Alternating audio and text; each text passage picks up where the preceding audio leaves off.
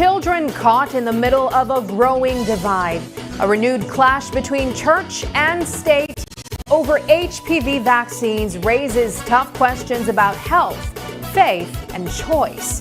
Then, what if where you shop is costing you more than you think? We take you inside Dan Griga's grocery stores where the same items carry very different price tags. Plus, a heightened alert. The U.S. Embassy issues a warning following a state of emergency in Belize District as concerns grow over safety and accountability. And mystery in the Placencia Lagoon. An unidentified dredging operation sparks alarm with no answers and rising fares over environmental damage. This is News 5 and it starts right now.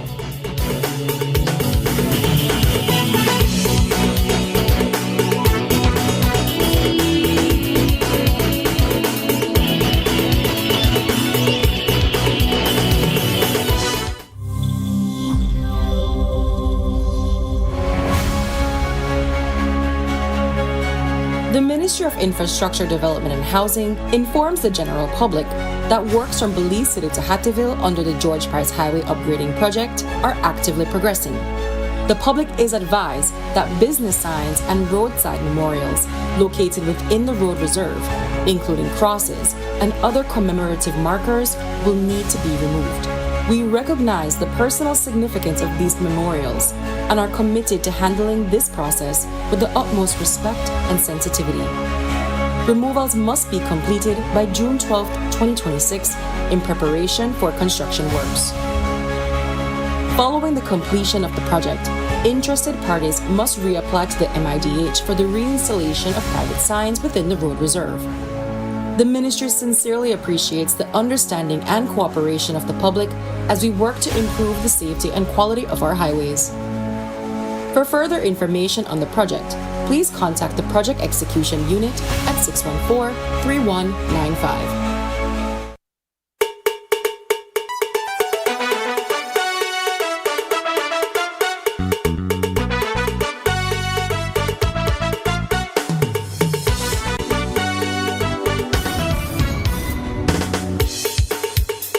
Good evening and welcome to News 5 Live for Tuesday, May 12th.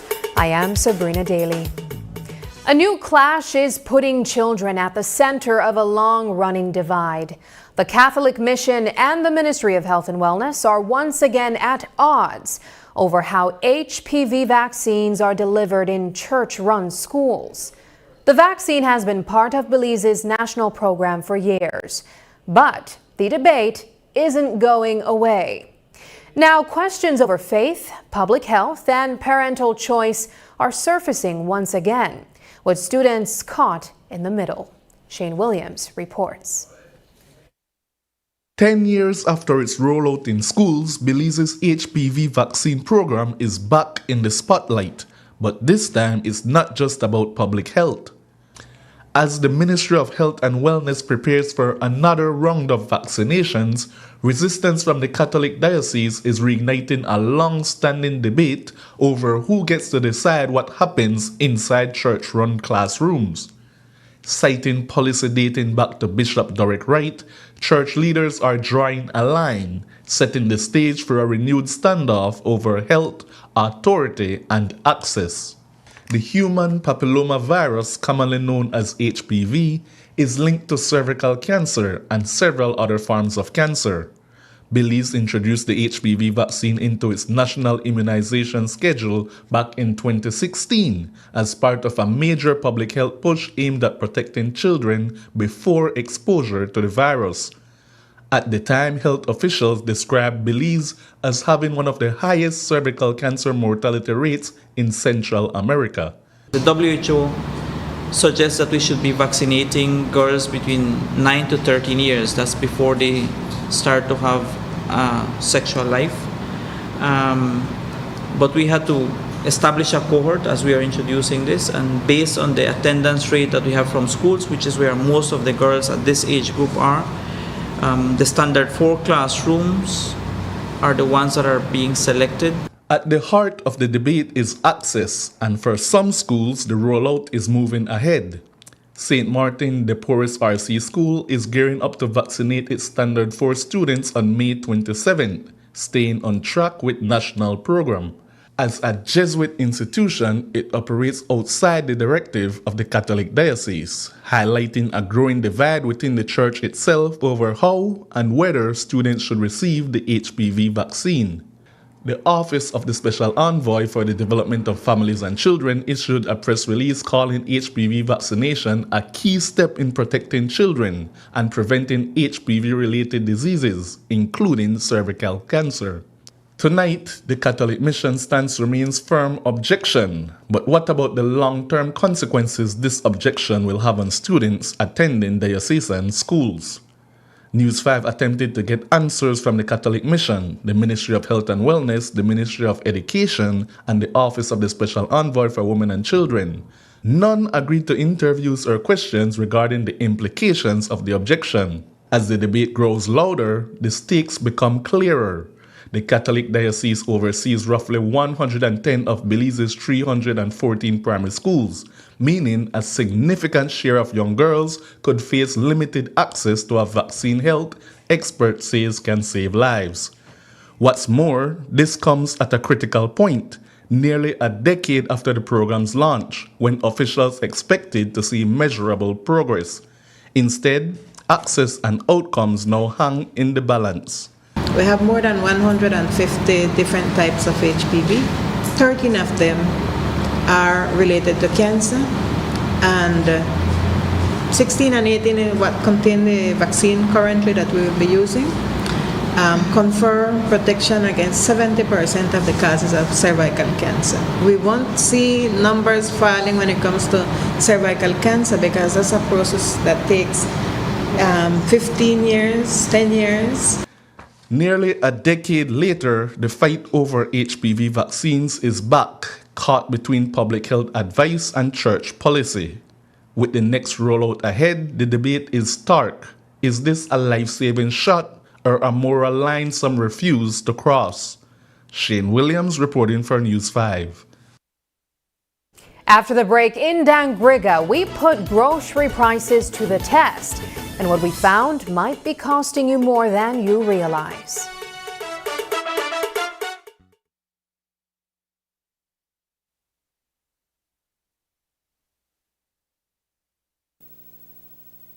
Hello, friends. I'm Dr. Bob Roberts with another 60-second sermon from God's Word. The Bible says that we are not to forsake the assembling of ourselves together, but are to encourage one another as we see the day of Christ's return near. A nobleman in Europe years ago illustrated to his friends the importance of church attendance. He had wanted to do something special for his village and finally decided to build them a church.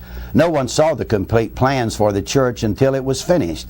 When the people gathered, they marveled at its beauty. Then someone asked, "But where are the lamps? How will it be lighted?" The nobleman pointed to some brackets in the walls. Then he gave each family a lamp, asking them to bring them each time they came to worship. He explained to them, as they brought their lamps, that their area where they would be seated would be lighted, but that if they failed to come, that part of God's house would be dark. Let me ask you this personal question. If this procedure was followed in your church and village this Sunday, how much light would be in your church? Today's 60-second sermon has been presented by Christian Foundations of Faith in cooperation with the Baptist churches in your area. Over the past 5 years, Digi has invested more than $17 million to revolutionize Belize's digital future.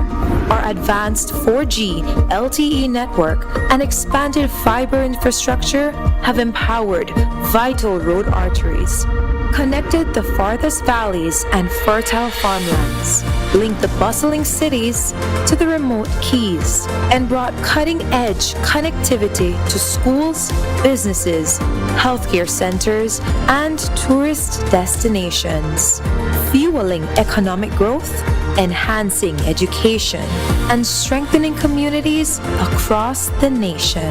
By choosing Digi, you're leading Belize's digital transformation, bridging distances, opening opportunities, and empowering every corner of our beautiful country. Connect with Digi. Empower Belize. Shop smart for your Samsung devices in Belize and enjoy benefits you won't get anywhere else. When you shop locally for your Samsung, all your devices will be covered by a 1-year local warranty. You won't get that when shopping with the other guys. When in doubt, always look for the Cellular World seal to know you're getting the real deal. Shop with confidence and enjoy your Galaxy knowing that it can be repaired locally at our Samsung Service Center by certified Samsung technicians using original parts and machinery. Even better, enjoy the best LTE experience in Belize, knowing that your Samsung devices are compatible with major local carrier networks. Get the ultimate Samsung Galaxy experience only when you shop from authorized Samsung resellers nationwide. Calling all the young stars across the Stan Creek District. This is your moment. Open Your Eyes Summerfest 2026 auditions are heading to the culture capital, Dangriga. Join us on May 16th from 8 a.m. to 2 p.m. at Alejo Beni Park and show us what you've got. Singing, dancing, drumming, poetry, acting, whatever your talent is, we want to see it. This is all about the kids, the energy, and the future stars of Belize shining bright. Bring your confidence, bring your vibes, and bring the family to cheer you on. Don't miss your chance to be a part of Open Your Eyes Summerfest 2026. It all starts at the auditions.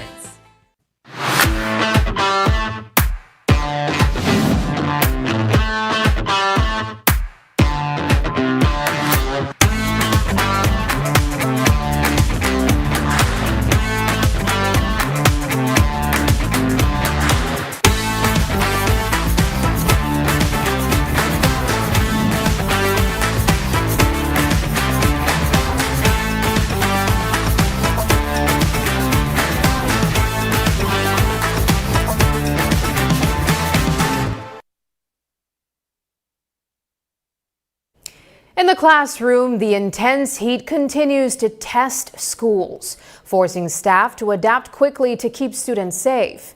As temperatures climb across Belize, parents and teachers are getting creative to beat the heat. Last night, we showed you how one school is adapting. Tonight, we head to Boral Boom Methodist School, where staying cool isn't easy, but giving up isn't an option. Here's how they're coping under pressure. We see that our students are sweating profusely. Even the books, their sweats are dripping off their face onto their chin and on the papers. And so we decided, like I said, that we need to beat the heat. The classrooms are extremely hot, and even though the windows are open and we're in the upper echelon of our building, it is still hot. The wind that is blowing on the inside is very, very hot. We have something going on that we call Beat the Heat. Much water is needed, and so the kids have their water bottles, and in each class we have a dispenser that emits that of cold and hot water, but we don't want any hot water at this time. Apart from that, we have our computer lab. We have our teachers rotating their class on various days to go inside the lab to cool down quite a bit. We ask our students to refrain from running on the compound and getting rather hot. We don't want any problems when it comes to that of the heat. Tell us about how your child is dealing with the heat and how you prepare him to come to school in these hot days. A lot of showers and water. I have to have water. Sometimes I put ice in the bottle because he have a thermos, so the water could stay cool fairly well. And he drink a lot of water. And sometimes the class, if I notice the class have water, I would give the money to the teacher to buy water. So I would contribute this because I know he drink a lot of water. Don't lie. I don't want to come out there right now, but I have to. What we could do? We have to send in a school. They can't stay home. The heat is hot, but we have to do what we have to do. The Ministry of Education says managing authorities have made requests to adjust uniform policies and class schedules to cope with the heat, and they encourage flexibility. With grocery bills climbing, shoppers aren't just cutting back, they're getting strategic. So we flipped the question. Instead of what you buy, does where you shop really stretch your dollar further? In Dangriga, we hit the aisles, tracking the prices of everyday essentials across several stores. The difference? It's not small, and it could cost you more than you think, all things considered, including freight. News 5's Paul Lopez breaks it down. How much different are the prices of items from store to store? Today we are in Dangriga town equipped with a grocery list, and we're going to answer that exact question. We're going to go to different stores and we're going to be comparing prices. Tonight we put everyday shopping to the test. We compared the prices of 10 basic household items across 5 grocery stores, and what we found might just change the way you shop. These items include dishwashing liquid, laundry detergent, Fab soap powder, garbage bags, chopped ham, canned tuna, aluminum foil, kitchen towel, baked beans, and Huggies diapers. Item by item, we begin with one of the go-to dishwashing liquid, Axion. This is a 400 milliliter bottle. $2.50 regular, $2.40 VIP, so 10 cents discount. At Family City Imports, the price is $2.50 a bottle. At the neighboring store, Huang Chen Supermarket, the price increased by 50 cents to $2.95. J-Mart, a much smaller grocery store, also carried the product for $2.95. The Price is Right Supermarket sells the same bottle for $2.75, while New Hong Store carried it at a whopping $3.50, the highest of the 5 stores. Shop ham here is $4.35.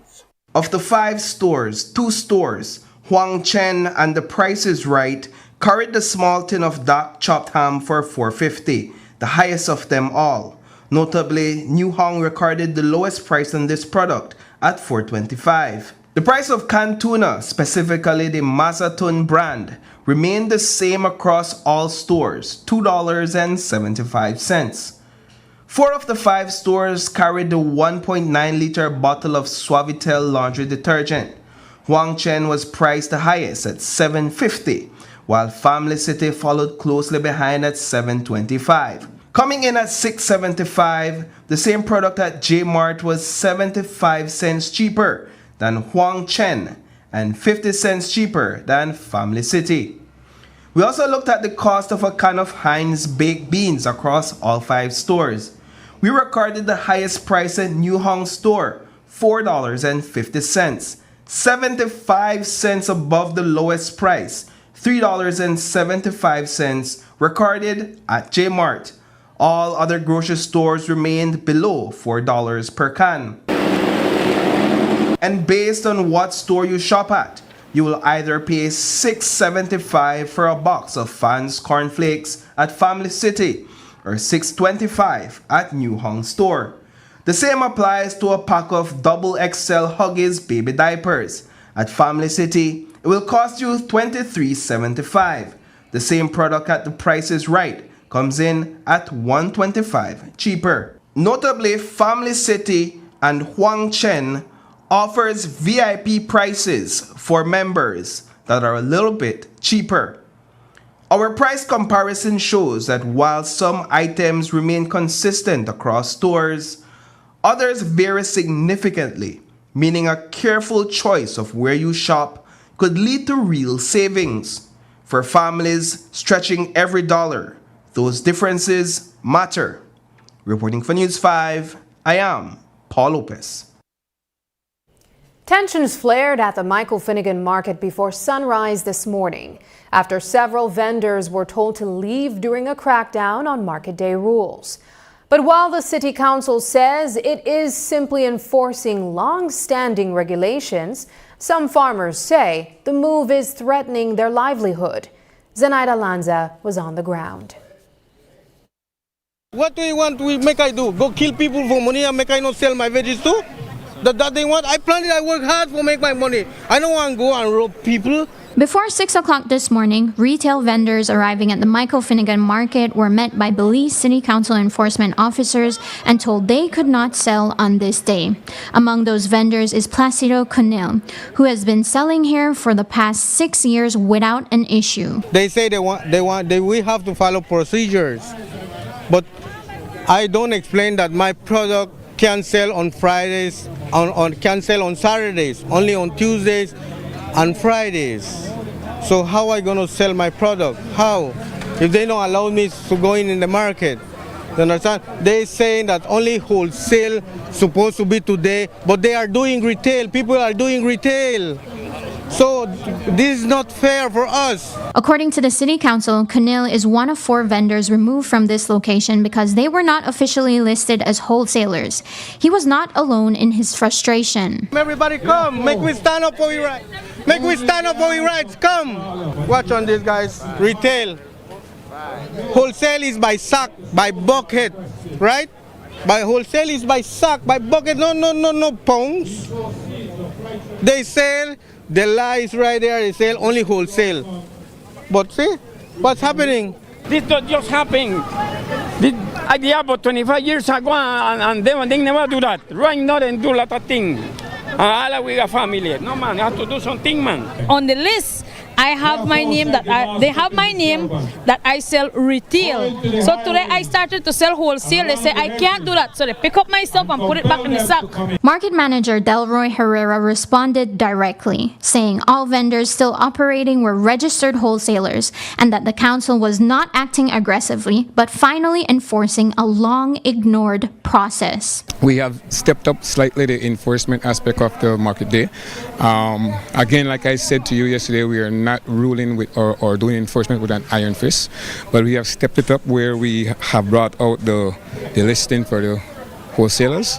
And what we did this morning is that we, again, through our education process for the retailers, we only have 4 retailers who still insist on coming on the market day for wholesalers. Herrera pointed us to one vendor who made the switch. Just a day earlier, Abner Sinfuegos was a retail seller. After going through the registration process, he came back Tuesday as a wholesaler and said the change made an immediate difference. In all honesty, as a wholesale farmer, today has been actually one of the best days I've had in a long time.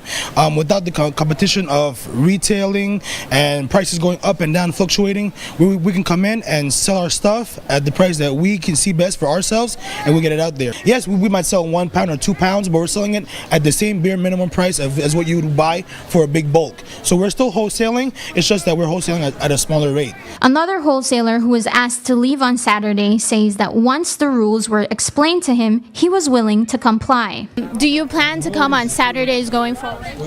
No, we are planning on stopping on come Saturday. If we cancel Tuesday and Friday, then we're good. But the question remains for Conil, who says Chinese vegetables are a niche product with a very specific customer base that only comes to market on Tuesdays and Fridays.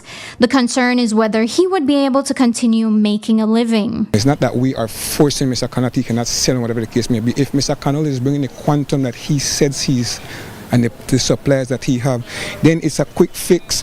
What we do is get a copy of your social security card, so we know any valid ID, so we know who is at the market.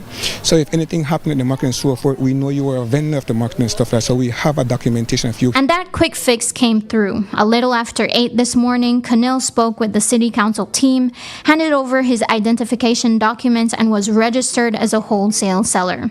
He was back inside the market before 9. Reporting for News 5, I am Zenaida Lanza. One retail vendor called into News 5 this afternoon to share her experience. Hilda Mena and her husband have been selling at the Michael Finnegan Market for over 4 years.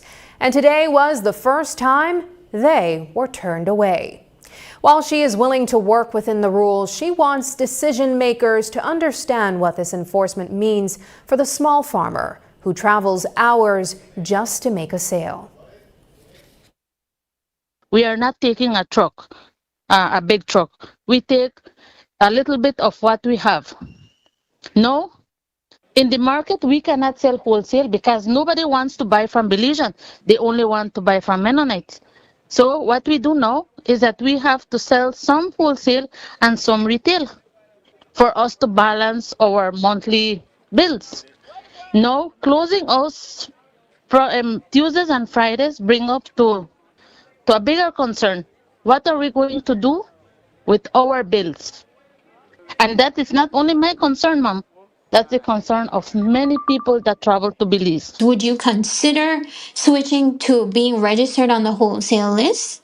Mom, I wouldn't have a problem if that would help me, but I have been years going to sell at the market, and in the market I only have one person that buys wholesale because everybody buys from the Mennonite.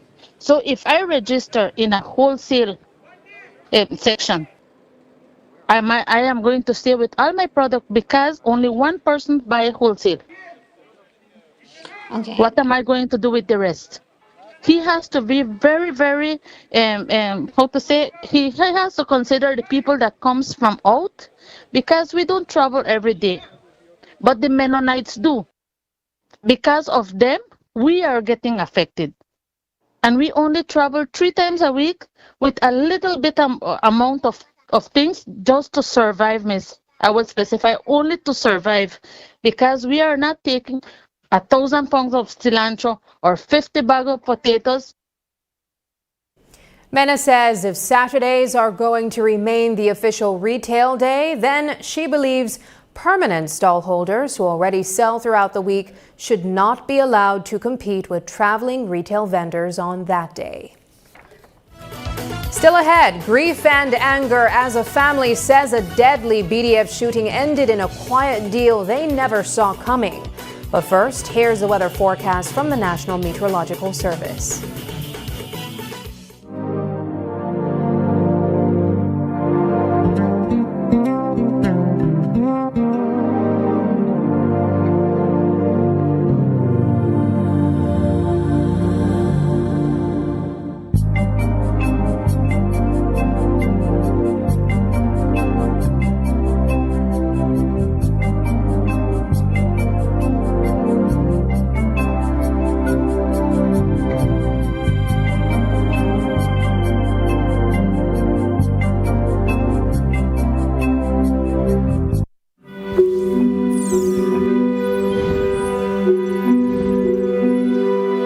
Why is it that our Belizean dollar doesn't go up and down like that, sir? Because Belize chose stability by fixing its exchange rate to support how our economy works. And that choice didn't happen by accident. But to understand it, we have to go back to the beginning. So in 1894, Belize introduced its first official dollar and fixed this exchange rate 1-to-1 with the US dollar. We traded with America in both directions, exporting timber, chicle, and importing most of what we needed from the United States. A fixed exchange rate helped to keep price changes more predictable for both sides of the trade. But how did Belize make sure the rate stayed fixed? So that same year, a currency board was created to issue local money and protect the fixed exchange rate. Every dollar issued was fully supported by foreign currency. Stability wasn't optional or by chance. The institutions to protect the value were built into the system. For decades, we stayed tied to the US dollar because of our trade. But in 1939, World War II changed the rules.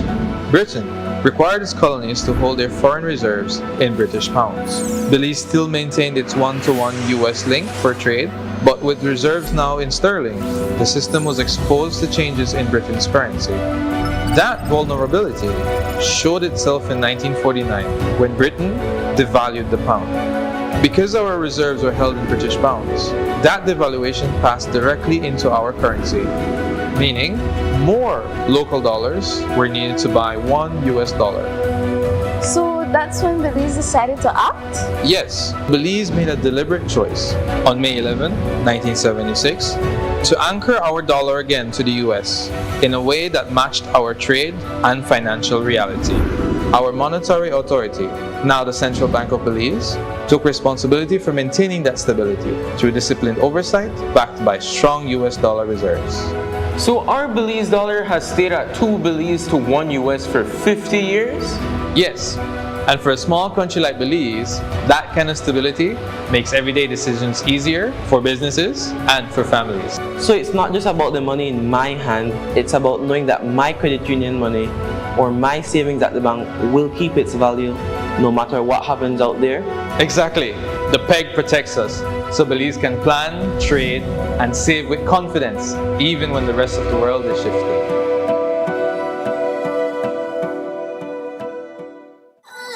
Haven't updated your information recently? Well, kick off the new year as a winner. RF&G Insurance is giving you a free chance to win every month. Entering is easy. Just chat with us on WhatsApp and update your information. That's it. You'll be automatically entered into our monthly raffle for a chance to win awesome prizes. Don't wait. Message us on WhatsApp and update your info today. RF&G Insurance. It pays to get it right.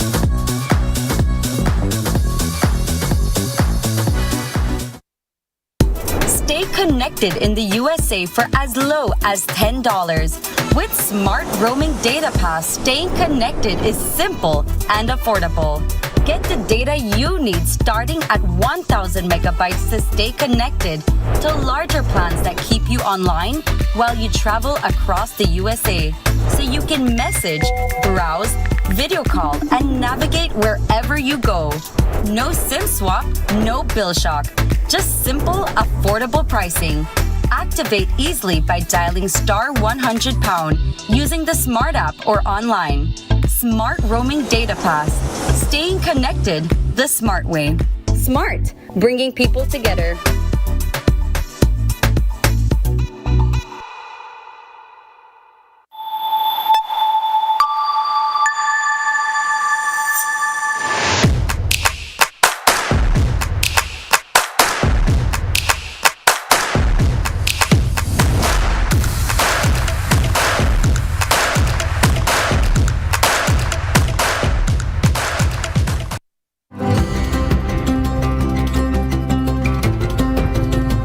For decades, BEL has powered Belize's growth and progress, lighting homes, energizing industries, and fueling national development. But in a world reshaped by extreme weather patterns, digital transformation, and evolving customer needs, the future of energy demands a new approach. The future of energy is now, and it's not just about new technology, it's about people and how we use, manage, and store power smarter. BEL is leading the transformation, blending modern advancements with the wisdom of sustainable energy practices. Integrating technologies will redefine how Belize produces and uses energy. With distributed generation and smart grid technologies, customers are becoming power partners. Energy is no longer a one-way street. BEL is making key investments that will reinforce the grid to make this a reality, ensuring energy security for generations. At BEL, we are more than an energy provider. We work to safeguard Belize's energy future, which will have demand response programs, where customers will be able to shift use during peak hours to take advantage of the new time of use or off-peak rate structures. Customer energy portals, real-time insights and tools to track usage and manage energy smarter. Smart metering, advanced metering infrastructure, faster, safer service, and actionable energy insights. Distributed generation, integrating rooftop solar, microgrids, and battery storage for two-way power flows into the national grid. Together, we are bringing you a brighter tomorrow.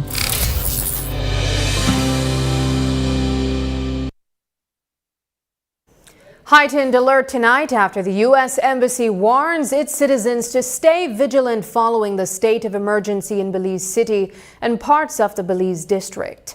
Americans are being told to check in with loved ones and keep close watch on developments. Meanwhile, Police Commissioner Dr. Richard Rosado says enforcement will be precise and intelligence-led. But as security tightens, a key question is emerging. How will authorities ensure those expanded powers aren't abused? We had our initial assessment, our initial discussion with our commander and my deputy and our legal advisors to discuss how we will implement that. And Mr. Jones, his office will be issuing a guidance in terms of which unit specifically will be tasked to enforce the state of emergency regulation, and that is the GI3 specifically. So the regular units or the uniform units will not be specific or directly engage in the implementation of the state of emergency. As in the past as well, you would always hear that as a possible complaint. And as the commissioner indicated, one unit specifically will be dealing with that. So that lessens maybe myself as PC Bart Jones, who has a gripes with someone, I would not be able to go and pick up that person and say under the SOE, because only that particular unit, the GI3, will be dealing with that. And plus, the detention orders are signed by the minister, and the reasons for detention are signed by myself. And so, if that person brings someone, then clearly I'll have to have the dossier, some history in terms of that person's connection. So that's the kind of check and balance that we have in respect to the state of emergency. Are the real power players finally in the net? That's the question tonight as police push back against criticism that SOEs only target foot soldiers while gang leaders slip through. Compal Rosado says this time is different. Leaders are on the radar. And Deputy Commissioner Bart Jones adds, even if they try to run, officers have the authority to track them down and detain them beyond emergency zones. I believe what we are doing now, if you notice, we have it's referred to it as limited state of emergency because it's targeted, it's transparent, and it's accountable. And we have a necessary mechanisms in place to ensure that those individuals who are placed on the state of emergency go through a thorough vetting process. So we have a more accountable process. So can you say whether or not the leaders of the gangs involved are being sent up as part of this? I can confirm that, yes. We have the leadership. In fact, this SOE basically not only the shooters, but also the influencers and the leaders. So while it is limited, it is targeted.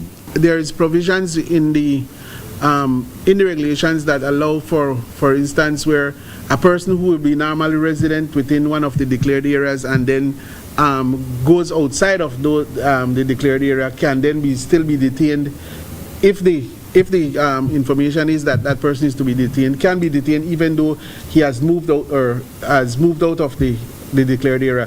Once we can show from the intelligence that he's ordinary resident within one of the declared areas. The regulations have a provision in there that speaks to minors being unaccompanied minors between the hours of 8 p.m. and 6 a.m. the following morning.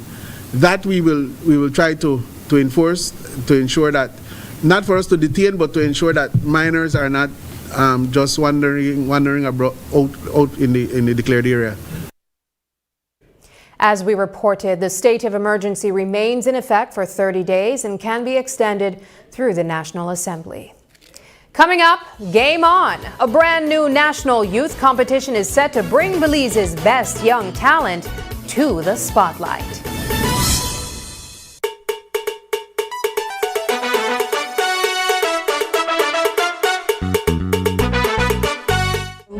Wakes up connected to opportunity. And across our country, the work to keep Belize connected continues.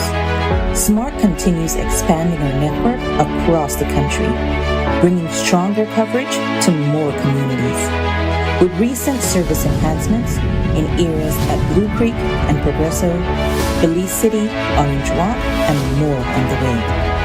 We're bringing education closer to home, empowering entrepreneurs to grow their businesses, supporting industries that drive our economy, and keeping families connected wherever life takes them. With every expansion, we are investing in the infrastructure that moves Belize forward. Because connection isn't just about signal, it's about opportunity, progress, and the future we are building together. SMART, bringing people together.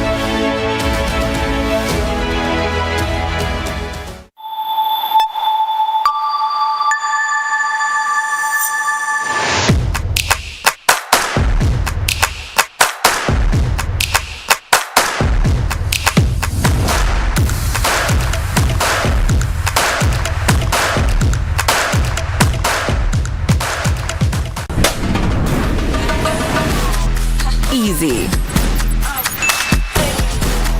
accessible, safe, yours.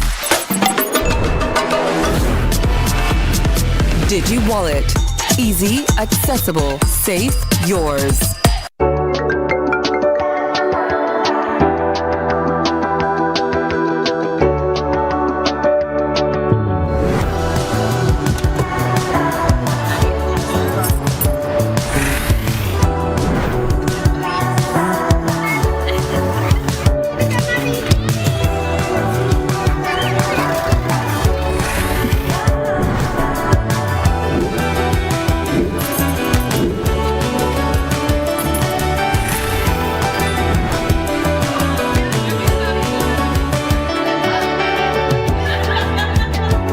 The future is calling. Belize Bank, your future, our commitment.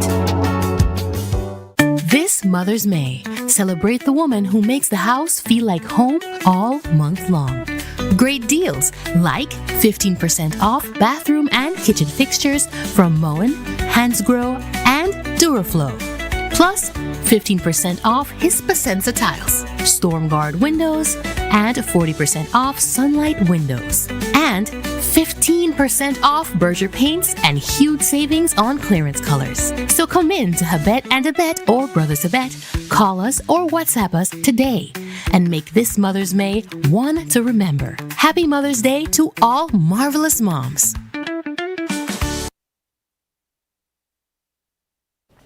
A family is demanding answers tonight, saying justice was quietly scaled back in a deadly shooting at a BDF outpost. After losing Clive Beiser in what was first treated as a murder case, his loved ones now say they were blindsided by a plea deal that reduced the charge and the sentence. They're asking how such a serious case unraveled and why key evidence may never have made it to court. When we get the call, we expected that the case was going to start now. So when she opened, it was a message first. When she opened the message from Officer Flowers, he said that the accused plead guilty on manslaughter and his sentences was going to be the coming Thursday. So my sister started to message family members like, what is going on? How we just to get informed that the court already started and it's already ending. So now, yesterday, the court went on. He get 12 years yesterday. That was a message that come back to us from Mr. Javier Chan. 12 years, and he's asking the family for forgiveness. But I'm talking on behalf of my family. My family is so upset. Because from my dad went on the news the second day my brother died, he asked for 100% investigation. We want justice. My brother died on his job. He get 5 shots. Not 1, 5. Manslaughter. For manslaughter, they gave him 12 years. So my brother's life went like nothing. He even died left a special need baby. From the BDF Defense Force, they are not even helping the family. This just looked bad on them. Since the incident, the Belize Defense Force updated its policy on alcohol at military bases, with a complete ban in effect. Something suspicious is stirring in the Placencia Lagoon, and no one seems to know who's responsible. An unidentified dredging operation has caught the attention of researchers and residents, raising alarms about safety and environmental impact. Boat operators say the site is unmarked at night, turning a vital waterway into a potential hazard. Now, community members are demanding answers. News 5 spoke with Dr. Marissa Tellez, Executive Director of the Placencia-based Crocodile Research Coalition, who warns the area being dredged is far more sensitive and significant than it may appear. One of the issues that really broke my heart when I discovered about the dredging that was happening in this particular area in the Placencia Lagoon is about 2 years ago, myself and a manatee researcher, Dr. Eric Ramos, we had discovered that this particular area was a hot spot for manatees feeding in this area. And we published a paper about watching 20 manatees at a time feeding in this particular area and feeding on a seagrass, a particular species of seagrass that's never been documented before for the manatee. And we know that the manatee in Belize right now, it is struggling because of habitat disturbance, because of development. It is impacting their feeding grounds. From what I understand, there is a particular contractor that is dredging in this lagoon that also there's been issues with him illegally, or with this contractor illegally dredging in other areas as well. There needs to be permits. I think one of the things that needs to happen when there is something of this particular impact on the environment, especially when it comes to dredging, the community needs to know. Whether it's an NGO or whether it's just communities, they should be contacted, because we understand what is good for the environment, and what is good for the environment is also good for communities, because we are all intertwined, especially in the Placencia area when livelihoods depend on tourism, when livelihoods depend on fishing. And while environmental groups warn about the impact on manatee feeding grounds, others in Placencia say the bigger issue is the lack of answers. Community members report the dredging first emerged on Monday and continues even now, but no one seems to know who is behind it. The Southern Environmental Association says they've been pressing authorities for clarity. So this is how it's going right now. You have the Placencia Lagoon. Heavy dredging. We're trying to seek answers for, we're trying to ask, the relevant authority what is going on. Since yesterday, we've received reports that there is a dredging operation happening within the Placencia Lagoon. So we have written the relevant authorities trying to seek clarity in terms of what type of permit was issued and who's the developer, any information that could help. To date, we haven't received a response, but I understand that they have received the message and they're mobilizing to do an inspection of the site. From up to this interview, I can assure you that there's no one on the ground. We have community members feeding us information on the ground. And as I speak, the dredging operation is still ongoing, and we don't know what the development is, we really don't know. Is it dredging to fill land? Is it a causeway? We don't know. And we were asking for answers. I think we deserve that much. The Department of Environment told News 5 that a team will be sent to inspect the site tomorrow and that a response will follow. We'll continue following this story. With the 2026 Atlantic hurricane season just weeks away, the government is stepping up efforts to make sure Belize is ready. On Monday, Minister of Public Service and Disaster Risk Management, Henry Charles Usher, met with NEMO officials in Belmopan to review the country's level of preparedness ahead of the June 1st start date. Emergency teams are already checking shelters, supplies, and response plans, while updating the national shelter list to ensure everything is in place. Officials say the next few weeks will be critical. And as those preparations ramp up, Minister Usher is urging Belizeans to do their part. Review your family emergency plans and get ready before the storm threatens. The National Sports Council is launching a brand new national youth sporting competition called Super Nationals 2026. The multi-sport event is scheduled to take place from June 29th to July 3rd and will bring together some of Belize's top young athletes from across the country. The initiative, announced in collaboration with the Ministry of Sports and National Sporting Federations, will feature volleyball, basketball, football, and athletics. According to the National Sports Council, the competition is designed to create a stronger platform for youth development, talent identification, and national competition. Students 15 years old and under who are enrolled in school will be eligible to participate. Each of Belize's 6 districts will assemble teams made up of their best young athletes to compete at the national level. The council says district-wide tryouts will be held to ensure fair and competitive team selection, with dates expected to be announced soon. Officials also emphasize that Super Nationals will not replace existing federation tournaments, but instead serve as an additional opportunity for young athletes to gain exposure and experience while promoting district pride and national unity through sports. Up next, more than just costumes. At Hope Creek, students are stepping into their dream careers and bringing the future to life.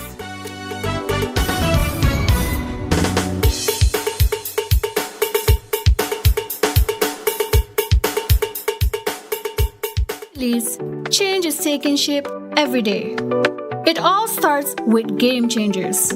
Investing in modern transport, better health infrastructure, renewable power for all, digital transformation, and more opportunities for a brighter future, the European Union's Global Gateway Initiative is unlocking new potential. Game Changers are bringing this to life. Game Changers, empowering the future. Follow the EU in Belize to meet the Game Changers. Every day, we access energy for cooling, lighting, and powering our electrical appliances and devices at work and at home. During cooler months, we rely less on cooling appliances such as fans and air conditioners. However, during warmer months, as the temperature and humidity rises, we use more energy to cool our spaces, and our appliances and electrical devices work harder than they do during the rest of the year. When the months become hotter, let's all practice energy conservation. Here are a few changes that you can make to manage your energy use. Check that all appliances and electrical devices are working efficiently. Turn lights off when not in the room. Unplug chargers, appliances when not in use. Turn off fans and TVs. Use energy-saving light bulbs such as LEDs. And look for the Energy Star products when purchasing appliances and electrical devices.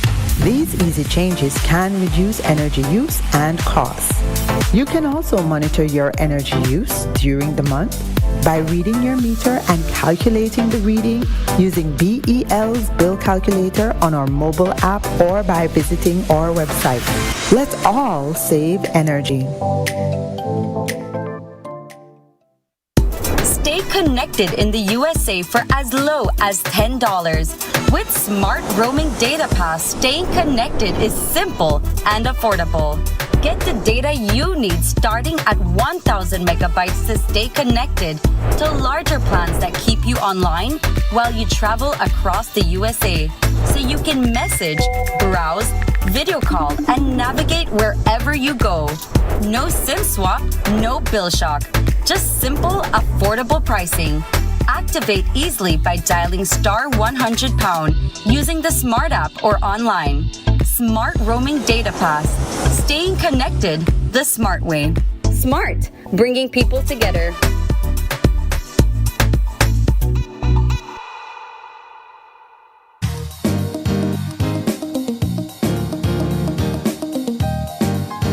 Tomorrow on Open Your Eyes at 6:30 a.m., we discuss the growing measles concerns in Belize and hear what health officials are saying about prevention, public safety, and what comes next.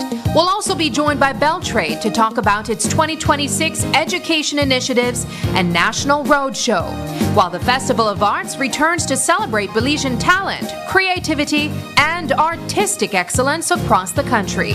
Plus, we highlight 36 years of impact and achievement with BMDC as the organization reflects on its legacy and continued contribution to national development. Join us live on Open Your Eyes.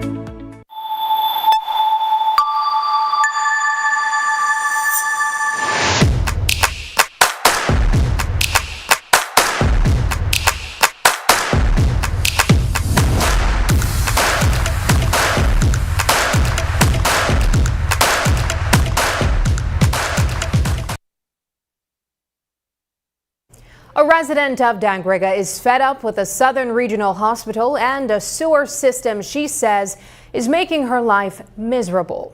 According to Margarita Hernandez, the issue has been brought to the attention of the hospital's management.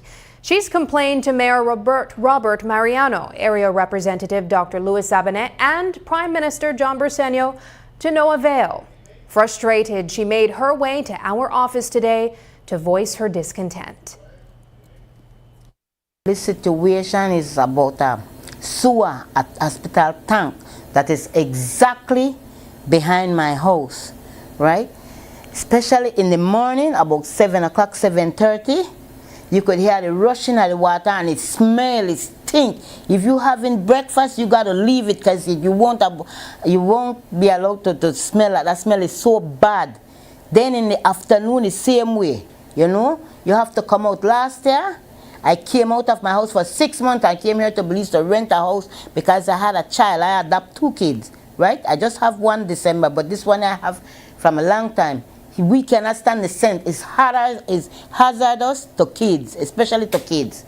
Me, I can't buy lungs and nobody can replace back lungs. But all I'm asking them to try to do something about it. Yes, I did. I went to the area rep, the mayor, even the prime minister at the hospital. The prime minister, all he did was tell me that they will see what they can do about it. 3 days after that, they came and fenced the hospital. Fencing won't do nothing about that. The smell was still there with or without the fence.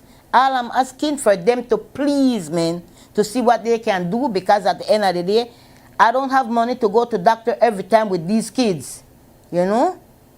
It runs and it smells bad. All the neighbors smell it. But they don't want to come together to do nothing about it, but I'm the one that's exactly behind the hospital. So I need to do something about it, especially for these kids. At Hope Creek Methodist Primary School, Career Day wasn't just dress up. It was a glimpse into the future. Classrooms came alive with young dreamers stepping into roles as doctors, police officers, and more, each one imagining the path ahead. But beyond the costumes, the day took a deeper turn, sparking curiosity and confidence. News 5 joined the celebration, introducing lower division students to the world of journalism and the power of telling their own stories. Paul Lopez has more. We would like to introduce our next speaker, Mr. Paul Lopez, our reporter and journalist. How are you all doing this morning? It's Career Day at Hope Creek Methodist Primary School, and News 5 was invited to engage a group of lower division students on the importance of journalism. I see police officers. Who all are police officers? Raise your hand if you're a police officer. Alright, so we have a lot of police officers. Raise your hand if you're a doctor or a nurse. From police officers to doctors, nurses, Belize Defense Force officers, firefighters, construction workers, and the list goes on. Every student came dressed in their desired career of choice. Teachers, that's very important. If something important happens in your community, let's say a flood, not a flood, right? Or let's say a fire, or let's say a big event at the school, who tells everyone else what happened? Me? We discussed the importance of asking questions and the role of journalists in telling stories based on truth. We also talked about the important skills needed in journalism. Raise your hands if you like asking questions. All right. Raise your hand if you like talking to people. All right. Raise your hand if you like to write stories. Wow, we have a lot of smart children here. If your hand went up at least one time, congratulations. You are on your way to becoming a journalist. Give yourselves a round of applause. And to make the experience more practical, a couple brave students volunteered to be interviewed. What do you want to be when you grow up? A nurse or an artist. A nurse or an artist. All right, let's give it up for Miss Althazar. What do you want to be when you grow up? A marine biologist. A marine? Why do you want to be a marine biologist? So I could study the underwater creatures. We wrapped up the short session with a chant. What do journalists do? Tell the truth. One more time. What do journalists do? Tell the truth. Through questions, curiosity, and confidence, Hope Creek's students got a hands-on lesson that journalism begins with bravery and a commitment to the truth. Reporting for News 5, I am Paul Lopez. Before we leave you, here's tonight's viewer's voice. On our first story, HPV vaccine rollout sparks renewed church-state clash in schools. Kim Liz commented, the MOHW can perhaps use public clinics or other locations to administer the vaccines. It's not mandatory for school children to take the vaccine, correct? So it isn't mandatory for the church to have to give permission for vaccines to be administered on their school grounds. Turning to basic items costs more than you think, depending on the store. Adelina Martinez shared, you have to be an educated consumer and do comparison shopping. Find the cheapest price in all the stores and shop there even if you have to go to different stores to buy what you can afford. This is the only way. And finally, on embassy warning meets SOE enforcement, safety or overreach. Albert Mena shared, it's about time kicked in and it need to be more than 30 days. I guarantee that within this 30 days, some violence will still happen, but praying that violence will not happen. Thank you for engaging with us online. Your voices shape the national conversation. Keep those comments coming and we'll continue to feature them right here. And that's the news. Tonight's broadcast is available at greaterbelize.com, on our Facebook and on YouTube. Thanks for joining us, and from all of us here at News 5, good night.